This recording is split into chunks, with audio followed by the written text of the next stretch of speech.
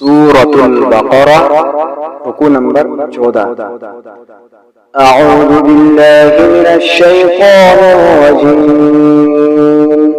وقالت اليهود ليست النصارى على شيء وقالت النصارى ليست اليهود على شيء وهم يتلون الكتاب كذلك قال الذين لا يعلمون مثل قولهم فالله يحكم بينهم يوم القيامة فيما كانوا فيه يختلفون. ومن أظلم ممن منع مساجد الله أن يذكر فيها اسمه وسعى في خرابها أولئك ما كان لهم أن يدخلوها إلا خائفين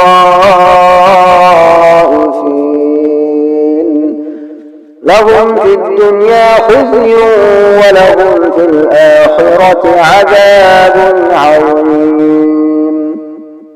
ولله المشرق والمغرب فأينما تولوا فثم وجه الله إن الله واسع عليم. وقالوا اتخذ الله ولدا سبحانه بل له ما في السماوات والأرض كل له قانتون بديع السماوات والأرض وإذا قضى أمرا فإنما يقول له كن فيكون.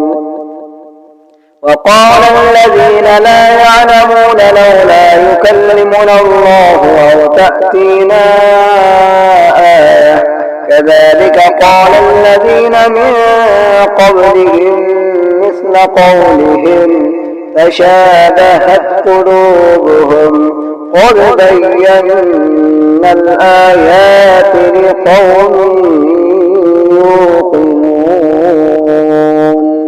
إنا أرسلناك بالحق بشيرا ونذيرا ولا تسأل عن أصحاب الجحيم. ولا ترضى عنك اليهود ولا النصارى حتى تتبع ملتهم قل إن هدى الله هو الهدى ولئن اتبعت